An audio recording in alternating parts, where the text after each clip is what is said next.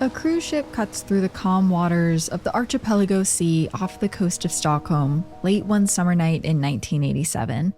The air has finally cooled off, the night sky is on display in full, starry glory, and most of the 1,400 passengers on the 9-story cruise are asleep in bed. The night is pretty quiet, except for the hum of the engines below and the lap of the waves against the hull. Up on the 9th floor deck, 3 Danish Boy Scouts appear. They've foregone their bedtime to explore the massive ship, and it was a perfect night to climb up to the deck and watch the stars. They're laughing and shining their flashlights around, telling each other to shush so they don't get caught. Lights out was 2 hours ago, and if their scoutmaster finds out they were out of bed at 3:30 in the morning, they'd be shipped back to their parents. Around them, the deck is mostly empty. But all of a sudden, one of them sees something out of the corner of his eye. He catches 2 sleeping bags near a railing, and they're moving. He pokes the other boys, as if to tell them, hey, get a look at this. Just then, like a moth from a cocoon, a boy stumbles out of his sleeping bag and stands up. He tries to step forward, but stumbles into a railing. There's a girl in her sleeping bag next to him, but she's unable to get up. The 3 boys look at each other, trying to hold in laughter. Someone must have had a good night, they joked. The couple looked about as drunk as you could be. They struggled to even get out of their sleeping bags. But then, one of the boys' faces falls. He's not laughing anymore. Through the darkness of the night, lit only by the moon, he sees behind the stumbling boy on a white metal wall crimson streaks of fresh blood, spread all up and down in violent strokes. Once he realizes that, the severity of the scene comes into view, no longer hidden by the low saturation of the night. Blood is soaking through the sleeping bags of the couple. The source seems to be injuries both sustained on their heads. The couple is not drunk, the Boy Scouts realize. They're dying.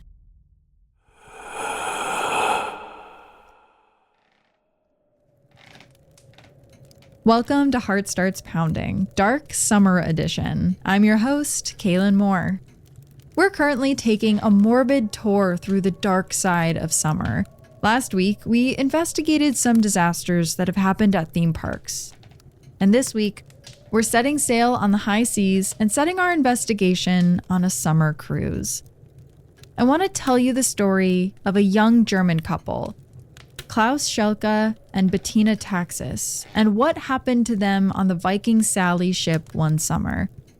But this episode is kind of a two-hander. There's something hiding under the surface of this story. The curse of the Viking Sally itself. I don't want to give too much away though, I would rather just tell you the story. But first, I do want to make a quick editor's note. I'm basing my pronunciations off reports from YLE, the Finnish broadcasting company.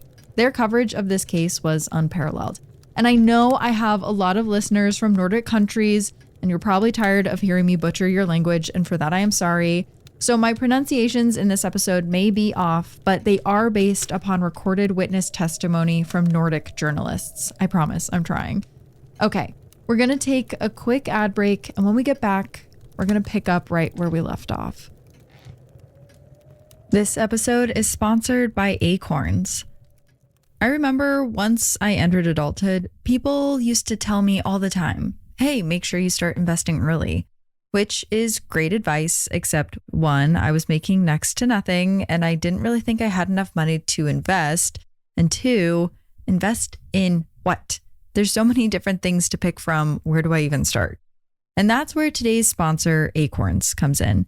Acorns makes it easy to start automatically saving and investing for your future. You don't need a lot of money or expertise to invest with Acorns. In fact, you can get started with just your spare change. Acorns recommends an expert-built portfolio that fits you and your money goals and then automatically invests your money for you. Me, Personally, I like knowing where my money is invested. When I look at my investments, it makes me feel like a Gilded Age railroad tycoon. But I'm also not the type of person to sit and watch the stock market move and change my allocations every day. So I like apps that help make investing easier and use experts to help you invest, like Acorns. Head to acorns.com/HSP or download the Acorns app to start saving and investing for your future today. Paid non-client endorsement. Compensation provides incentive to positively promote Acorns. Investing involves risks. Acorn Advisors LLC, an SEC registered investment advisor. View important disclosures at acorns.com/HSP. Back on top of the deck of the Viking Sally, as the three young scouts were panicking near the violent scene, an older scout appeared out of nowhere and immediately jumped into action. The scout was named Thomas Nielsen, and he was an 18-year-old from a Danish troop. Without hesitating, he ran to the couple to try and administer first aid. Despite their deep wounds, he tried CPR and even helped get the weak Bettina down the stairs so she and Klaus could be rushed to the infirmary. But the two were so badly hurt that the ship's resources just weren't enough. The Viking Sally's head nurse radioed the Coast Guard for an emergency escort to the closest hospital in Turku. She did her best to treat the couple while they waited 40 minutes for the helicopter to arrive, but this was the worst injury she had ever seen on any cruise ship she had worked on. As she assessed the victims, she got a better sense of the magnitude of their injuries. Bettina had a giant, gaping wound on the back of her head like she had been struck from behind, and Klaus had multiple wounds all over his head. The couple kept trying to speak, but everything that came out was gibberish. It seemed like the weapon that had been used to bludgeon Klaus and Bettina was big and powerful, like some sort of hammer, and their condition was worsening at an alarming rate. Eventually, the helicopter made it to the ship. And though Klaus seemed the more lively of the two when he was on board, he slowly lost consciousness on the ride to the hospital. Bettina, however, was fighting for more than just her life. She took swings at the first responders in the helicopter, as if she were reliving parts of her attack. Unfortunately, Klaus was pronounced dead upon arrival at Turku University Hospital around 6 a.m. His skull had been badly pierced by the murder weapon during the attack, causing a fatal injury to his brain. Bettina, who had been frenzied and incoherent during the flight, went into a coma. At 6:30 a.m., the local Turku police began an investigation into the violent crime that was so unusual for Finland. Klaus Schleke was dead, and Bettina Taxis was barely hanging on. And whoever killed them was still on the Viking Sally. Officers started at the scene of the crime. There was far more blood than the scouts had seen. It was all over the wall, soaked through the couple's sleeping bags, and dripping around the deck. One thing that was noticeably absent from the scene, however, was a murder weapon. And so started the questioning of witnesses. Police wanted to get a full picture of what the couple was up to the night of the attack. This is the account they put together from witnesses. On July 27th, 1987, the young German couple set out on a cross-country adventure through the Nordic region. 20-year-old Klaus Schleke and 22-year-old Bettina Taxis had been dating for less than a year when they boarded the Viking Sally, along with their friend Thomas Schmid, to join 1,400 passengers and crew on a cruise across the archipelago sea.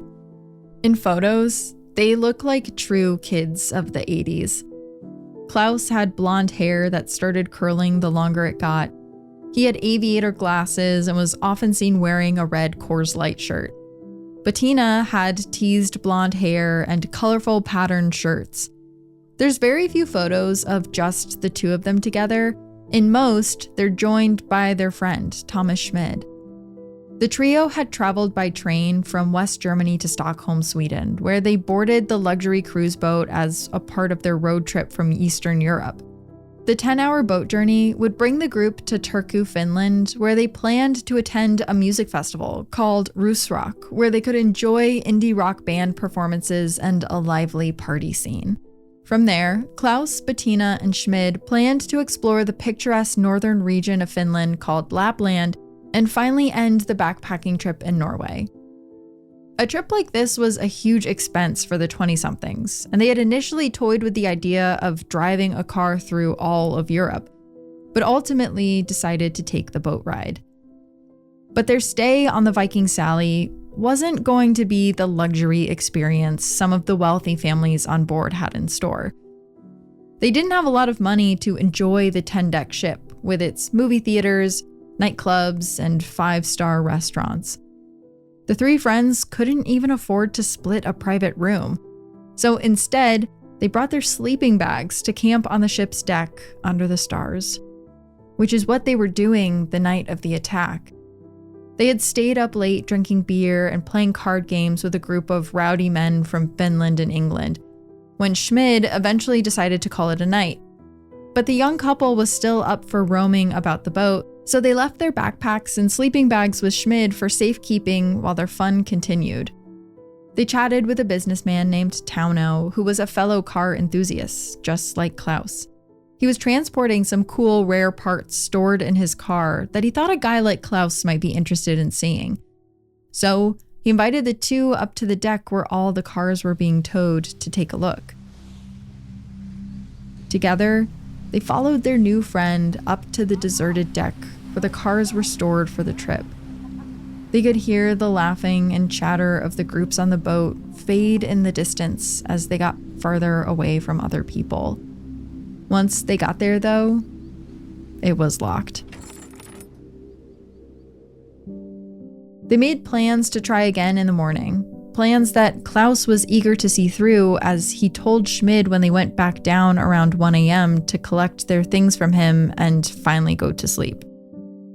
Schmid watched as Klaus and Bettina left the ship's dormitories to go choose a secluded area on the 9th deck by the helipad as their sleeping quarters for the night. The area was totally empty. Not many travelers without accommodations chose to camp so far away from the ship's bedrooms. Perhaps they figured they'd have the view all to themselves when the sun rose in just a few hours. So they set up camp behind the privacy of a plexiglass wall tucked away in the corner to keep them as warm as they could be under the cool, clear night sky. The next time the couple was seen, according to the police reports, was when the Boy Scouts stumbled upon them about 2 hours later. Though no one had come forward about seeing the fatal attack happen, some witnesses had more information about what might have happened. Thomas Nielsen, the Boy Scout who had given them CPR, later told police that the assailant must have used something heavy and blunt, like a hammer. Locals were horrified when he described Bettina and Klaus's faces to newspapers as, quote, like slush. In addition to the blood everywhere, Thomas also said he noticed empty beer bottles littered by their camping spot. Had a friend they stayed up drinking with that night come back to find them. The police commended Thomas on his bravery. Bettina probably wouldn't have made it to the hospital in time to receive care had he not jumped into action immediately.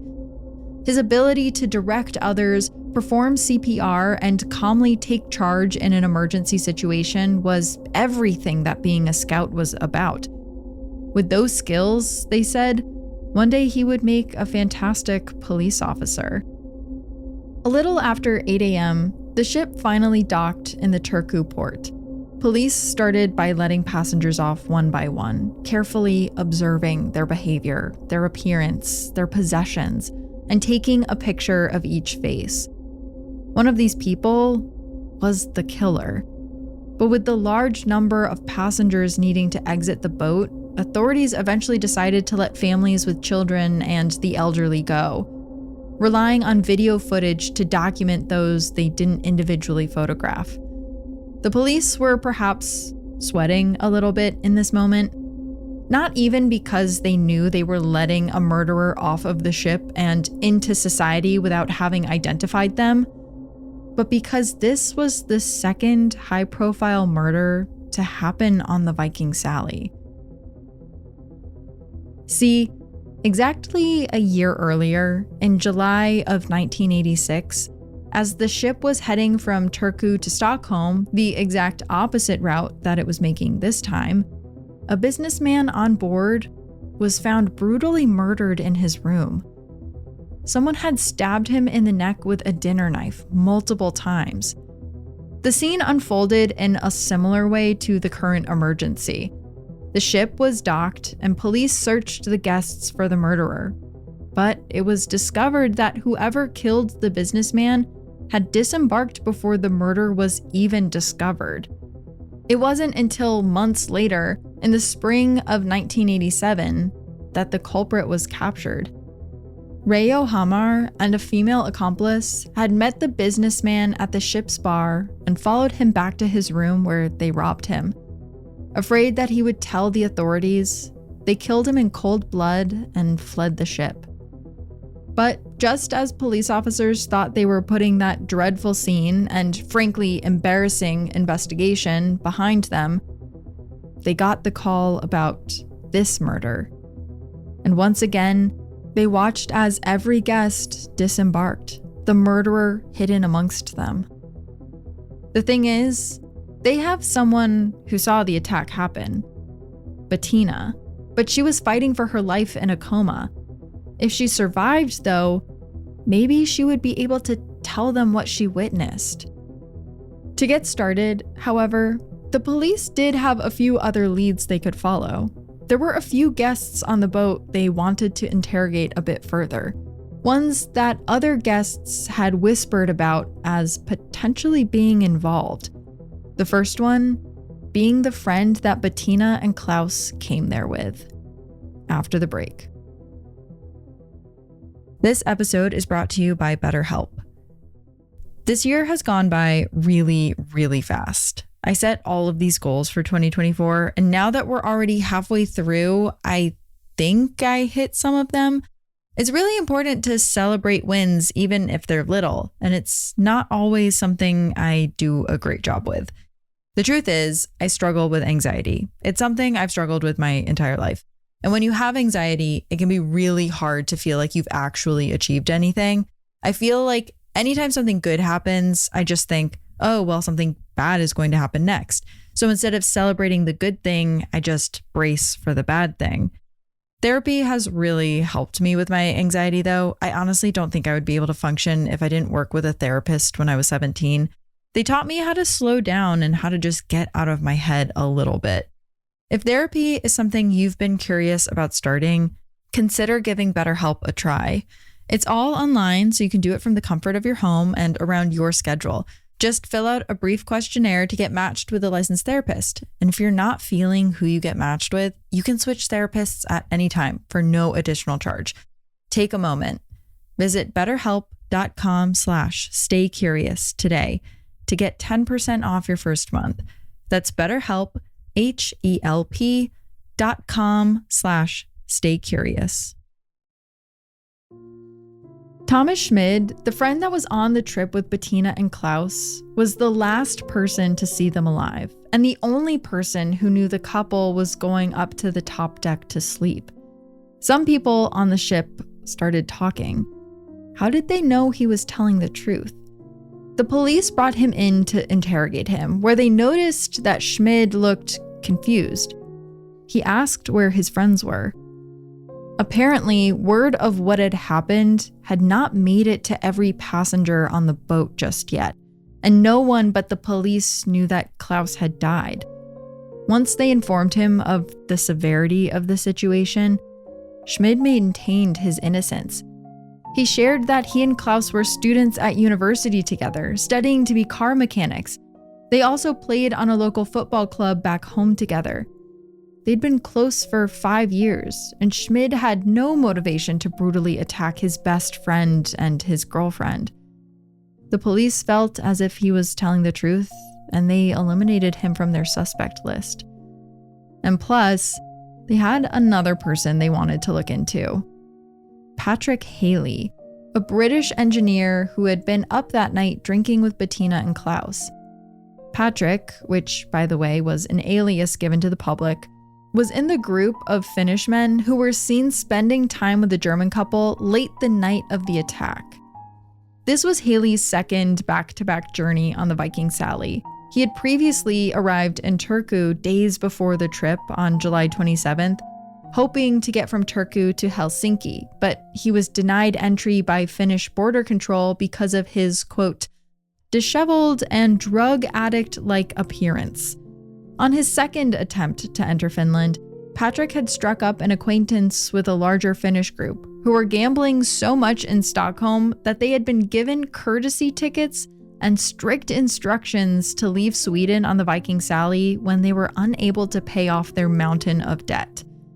While this made them all suspicious characters, at least in the eyes of the police, Haley stood out because someone had told police officers that when Haley woke up that morning, they saw he had blood on him.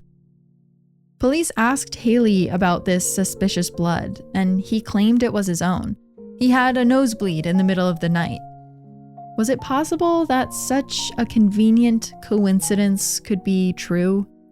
After holding Haley for the maximum amount of time allowed without filing charges, police were able to confirm with DNA testing that the blood on Haley's sleeping bag was his own, just like he said. He was released without further questioning and cleared of all wrongdoing, along with the group of gamblers. So it's worth mentioning here that DNA testing only became a widespread practice in 1985. Even then, in the early days, the methodology was less advanced than what we have today. Scientists were able to create signature DNA fingerprints, but identifying identical sequences, especially in low-quality samples, was harder to do without refined testing that experts have today. So it's fair to say that testing in the 1980s lacked the ability to exclude samples with 100% certainty. Could there have been a match that was missed? Absolutely. But still, there was one witness who they believed would put all of this to bed without needing DNA technology: Bettina. But even though she awoke from her coma a few weeks after the attack, there were still some issues preventing her from speaking with police. One being that they couldn't technically use her as a witness because she had been moved from Finland to Germany while comatose, and she was no longer in the same country. Finnish police didn't have the same authority in Germany, so they lost access to their key witness. By August, the police were forced to widen their search pool to theories formed after the initial discovery. The entire country was now engaged in the search for the killer, especially after accounts of how gruesome the scene was became front-page news. They had read the account of what the poor Boy Scout had come upon as he tried to save the handsome young couple's life, and they were desperate for the killer to be found. Police chased a few other leads, but to no avail. A tall, dark-haired man named Beanie Man was zeroed in on after surveillance footage at the port became a source of public interest. Police eventually tracked him down in West Germany, the same area that Klaus and Bettina were from, actually, but he turned out to be a false lead. Another man who was reported to be looking unstable and murmuring to himself in English was also of interest, but the police couldn't manage to track him down. Over the course of the initial investigation, the police interviewed thousands of potential suspects and collected over 200 samples of DNA that were tested in cooperation with 6 different European countries to try and assign a face to the senseless act of violence. And still, the police were struggling to break the case open in the weeks and months following the historically awful night on the Viking Sally. And so, time went by. Seasons changed and no more clues were revealed. But then, a year later, there's a small break. They were able to secure an interview with a key witness, Bettina. When the police were finally able to sit down with Bettina, They expected the worst. They didn't know how much of a toll the head injuries and trauma had taken on her body, and they had heard that she didn't really like talking about the event at all. However, they were impressed by how much of a recovery she had made from the brutal attack when they finally sat down. There was one issue, though, one long-term symptom of the attack that was going to make this interview hard. She didn't remember it at all. The weapon that was used, the face of the attacker were all wiped from her memory with whatever blunt object hit the back of her skull. I want to add a note here that I couldn't find information to confirm or deny this, but Bettina's injury was on the back of her head, so maybe she was sleeping on her stomach when she was hit and she never in fact saw the person who did it. However, they were able to get some useful information from her, like the fact that she and Klaus had no enemies and had good relationships with everyone they had met on the boat that night. Because of this, police determined that the reason for the crime was not, quote, a logical one, like a simple robbery or a sexual assault, but rather a, quote, insignificant one, meaning a motive that can't be justified or explained, like a mental illness or disorder. But if this attack was random, how were they going to find the culprit now that they had exhausted all of their leads? They had no murder weapon, no DNA. Really, all they had to rely on now was low-res CCTV footage that provided them no clues. Yet, police were holding out for a miracle. It took them time to solve the random murder of the businessman the year before.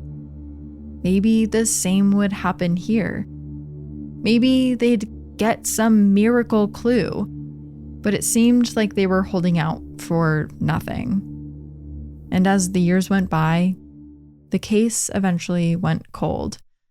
For years after the murder, the Viking Sally continued the same route it had on the nights that two separate, violent, and random murders occurred.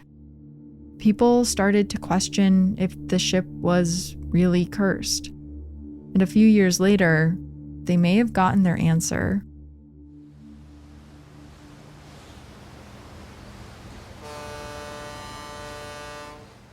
On September 27th, 1994, as the unsolved case of Klaus and Bettina sat on a shelf, the Viking Sally, which had recently been renamed the Estonia, cut through the dark sea towards Stockholm as bad weather rolled in. As it chugged along on its overnight journey, guests struggled to sleep from the motion of the ship being tossed. Many sat in the public spaces where Klaus and Bettina had met their friends and played cards while sheets of icy rain battered the sides of the ship. Just before 1 a.m., passengers heard a loud, metallic sound echo through the halls, coming from the front of the ship. Within 40 minutes, the ship would be beneath the waves, sinking to the bottom of the deep sea. The heavy waves had ripped open the large metal door that let cars onto the ship, allowing water to rapidly flood in. The uneven weight distribution of the water caused the ship to capsize, taking 852 people with it. Water filled the halls so fast that the lights went out, plunging the passengers into complete darkness as they rushed to find balconies, only to be met by the waves that had already reached them. It remains the second worst maritime disaster in European history outside of wartime. The first is the Titanic. Authorities worried that the Viking Sally took all of her secrets with her to the bottom of the ocean. And the families of Klaus and Bettina worried that nothing would ever come of the investigation into the death of their loved ones. How could they stir up interest in this case when it wasn't even the worst disaster that had happened on that ship? Well, in 2014, everything changed. Finnish authorities were contacted with shocking new information from an unexpected source. The Capitol Police from Denmark reached out to the new lead investigator on the cruise ship case, Veli-Matti Soikeli. They got a call from a woman who said that she received text messages from Klaus and Bettina's killer. See, she had been married to an angry and abusive man, and in the middle of one of their arguments, he sent her text messages confessing to killing the couple back in 1987. Quote, "I have survived a murder, one dead and another brain dead, 2 Germans," read one threatening text to her, translated into English. Quote, "I am one of the few who have done the unsolved." The texts were shocking, but what really shocked the police was who they were from. They were from someone that was on the Viking Sally that night, someone the police had investigated thoroughly, and in fact, it was the last person they would have ever expected. They were from Thomas Nielsen, the scout who had helped the couple.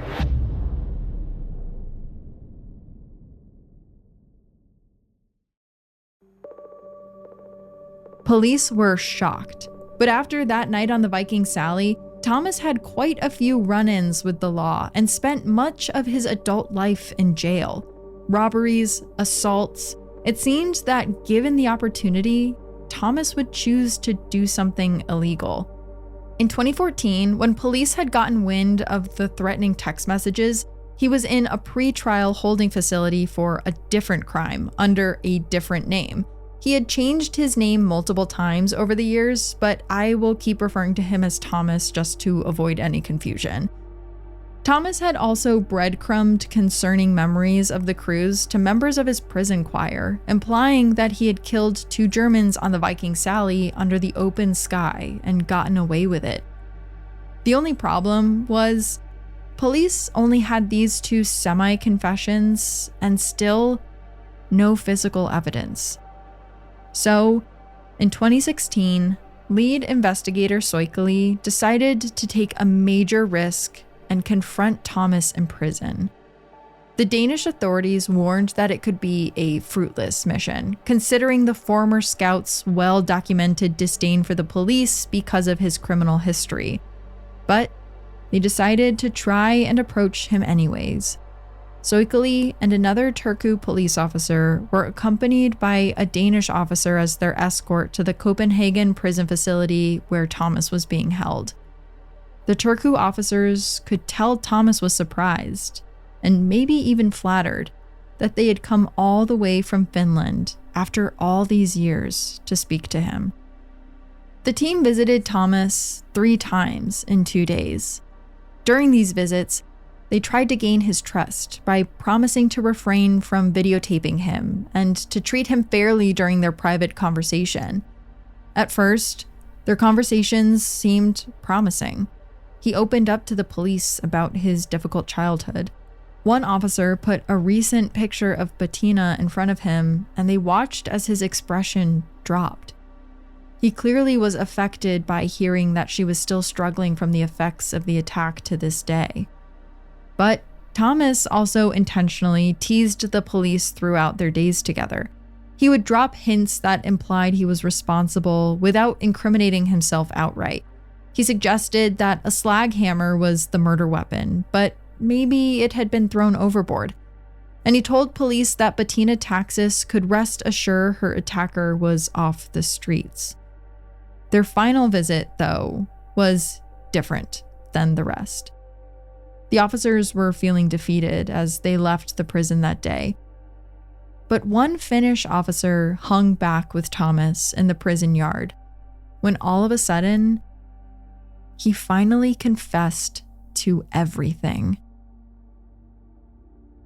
He said that night on the Viking Sally, he had been angry about not having all of the fancy camping equipment that the other Boy Scouts had, and about his life in general. Out of inexplicable pent-up rage, he viciously attacked Klaus and Bettina with a slag hammer when they were in their sleeping bags, thinking he could take their things afterwards. But the Swedish scouts from a different troop came to the deck before he could take anything, which he found lucky for himself in hindsight. Not knowing what else to do and covered in their blood already, he ran back to the scene to help the couple, and no one suspected a thing. Everything Thomas said added up from the missing murder weapon to the timeline of events. The investigative team felt confident they were bringing Klaus and Bettina justice after all these years. But they underestimated the protections of the legal system and made some crucial mistakes that would cripple the case. Thomas had spoken to them without any legal representation to advise him about potential self-incrimination, which tainted the interviews, which was a loophole that he may very well have been aware of. The police had 0 recording devices in place since the interview happened in the busy prison yard at Thomas's insistence, which meant that only one officer was able to hear the final confession without any other witnesses or corroboration. Schleke knew that the threshold for the prosecution would be higher for a cryptic case such as this one with no witnesses to the crime. They needed to secure all the evidence they could. After a years-long delay in the investigation because of internal mismanagement, which only further complicated things, Schlike's team returned to Denmark in 2019 with hopes of securing the confession again, this time on tape. They weren't going to make the same mistake twice. They met with Thomas, along with the proper legal advisor in place and a 9-page document of questions to get to the bottom of the scout's recount. However, the legal aid in defense of their client advised Thomas against answering many of the police's questions. The interview itself got cut short because of scheduling issues. What they did manage to record was that Thomas claimed that his 2016 interviews were all full of lies and theatrics only meant to mislead the police. He added that they probably showed him a picture of the slag hammer back in the 80s, which is how he knew about the murder weapon. Still, the police decided they had enough to officially charge Thomas Nielsen for the murder of Klaus and the attempted murder of Bettina in 2020. The trial began a year later in 2021 at the District Court of Turku. Thomas was eerily calm and even smiling at times, according to reporters. The prosecution tried to present his many confessions as evidence, including the one he told the Finnish police officer in the prison yard in 2016, the 2019 follow-up interview, and also private references to the crime that Thomas had told fellow inmates. The defense pointed out that the police didn't have evidence of intent for the private conversations Thomas had, so he could have been bragging or using the story as intimidation. But that didn't necessarily make it true. The defense also, unsurprisingly, focused on the lack of legal representation present during the 2016 interview.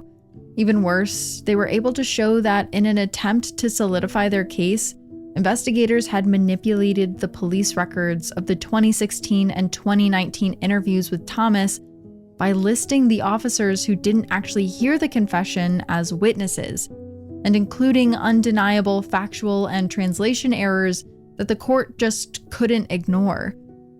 Ultimately, all of Thomas's confessions were found inadmissible in court.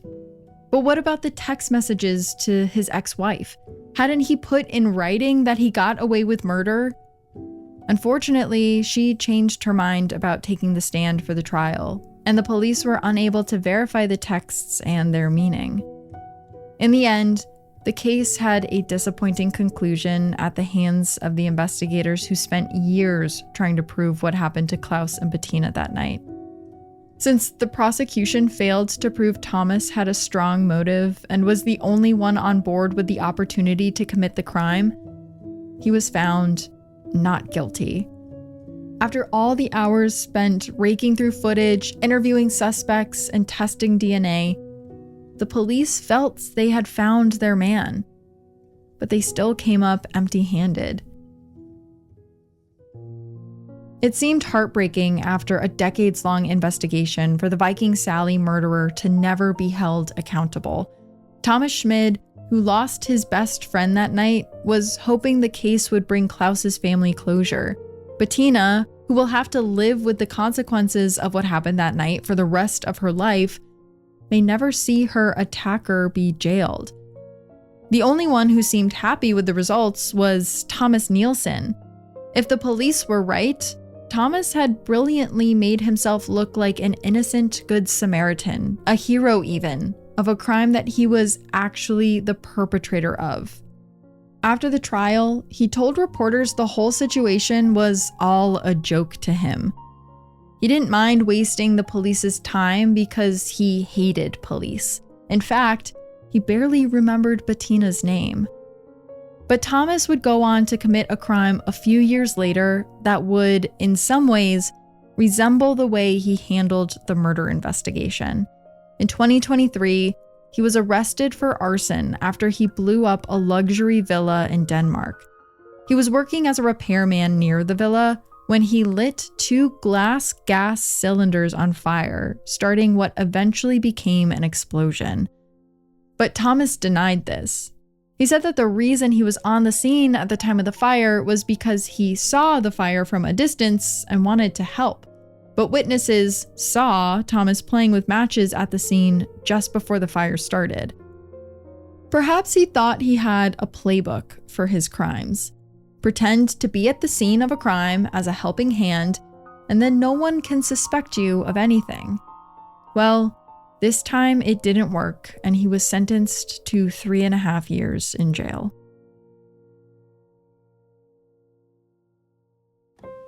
Tragically, there was no justice for Klaus and Bettina, and though the biggest suspect is in jail, he will be released one day, where, if history proves anything, he may go on to commit more crimes. Some say that it's the curse of the Viking Sally, but I wonder if those people want to believe it's a curse because they don't want to live in a world where something this horrible can happen, where 2 young adults can be attacked in the middle of the night and no one is ever charged for the crime, where the supposed killer could make a confession 3 times and still walk free. But the Viking Sally now lies beneath the waves, and my hope is that the truth of what happened that night didn't go down with her. That one day, Klaus and Bettina will find justice.